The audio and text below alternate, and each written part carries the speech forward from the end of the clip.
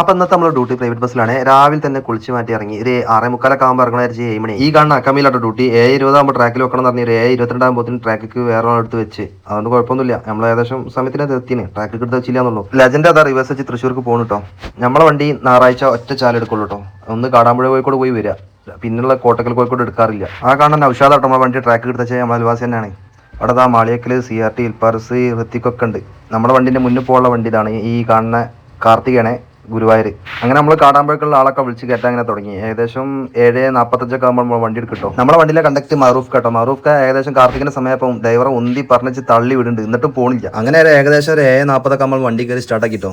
ഞാൻ വണ്ടി കയറി ഇരുന്നപ്പോൾ സീറ്റൊക്കെ എവിടെയോ കിടക്കേനി, അതൊക്കെ ഒന്ന് ലെവലാക്കി സെറ്റാക്കി. നമ്മളെ വണ്ടിയിൽ ഞായറാഴ്ച നല്ല ടിക്കറ്റ് കയറ്റിട്ടോ. കയറി ടിക്കറ്റ് ഒക്കെ കാടാമ്പഴക്കാണ്, കുഴപ്പമൊന്നുമില്ലാത്ത ടിക്കറ്റ്. വണ്ടിയിലെ മാനേജർ നമ്മൾ റിയാസ് കേട്ടോ. റിയാസ്ഖാനെ തലേന്ന് വിളിച്ചിട്ട് ഏൽപ്പിച്ചാണ്, ഒറ്റ ഡ്യൂട്ടി മാത്രം എടുത്താൽ മതി പറഞ്ഞിട്ട്. അങ്ങനെ നമ്മൾ വണ്ടി രാമനാട്ടിലെത്തിയപ്പോൾ എനിക്ക് സമയം കിട്ടിയപ്പോൾ ഞാൻ ഒരു വീഡിയോ എടുക്കാന്ന് വിചാരിച്ചു. അങ്ങനെ വീഡിയോ എടുക്കാറില്ല. രാമനാട്ടർ ബസ് സ്റ്റാൻഡിലാട്ടോ നമ്മൾ കയറിയത്.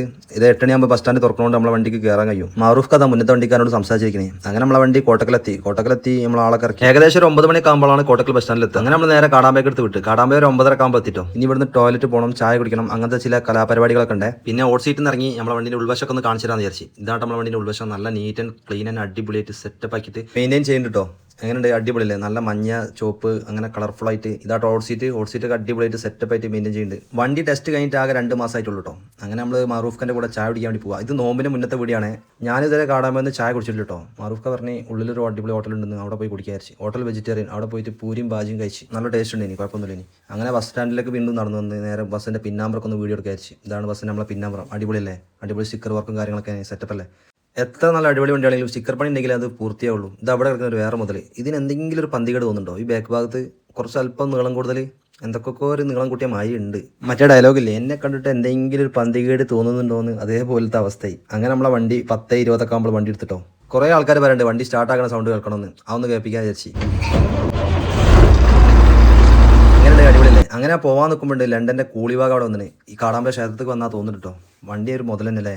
അങ്ങനെ നമ്മൾ നേരെ കോഴിക്കോടെത്തി. കോഴിക്കോട് ആളൊക്കെ ഇറക്കി. ഇനി നമ്മൾ നേരെ വീട്ടിൽ പോവാ. ജാസിന്റെ ഇങ്ങനെ നടന്നു വരുന്നത്. ഓൻ മാളിയൊക്കെല്ലാം തോന്നുന്നുണ്ട്. മുഖം മറിക്കാൻ വരെ എന്താ പ്രതിയാണോ വിചാരിക്കുന്നുണ്ടാവില്ല. ഈ അവാഫിൽ കാണുന്ന ഡ്രൈവർ ആരാന്നൊക്കെ അറിയോ? നമ്മളെ റിയാസ്ഖാന്റെ അനിയനാണ്. നമ്മൾ വീഡിയോ എടുക്കാൻ കണ്ടപ്പോൾ നമ്മളോട് ചിരിച്ചുകൊണ്ട് നമുക്കൊരു ഗുഡൊക്കെ തന്ന്. അങ്ങനെ ഓലോട് ടാറ്റൊക്കെ പറഞ്ഞു. ഏകദേശം ഒരു 12:30 ആകുമ്പോൾ നമ്മൾ വണ്ടി ആൾട്ടായിട്ടോ. പിന്നെ ഒന്ന് നോക്കിയില്ല, സ്മാർട്ടിൽ നേരെ വീട്ടിലേക്ക് പോയി. അപ്പം ഇന്നത്തെ വീഡിയോ അത്രേ ഉള്ളൂ. ശരി എന്നാ, ബൈ.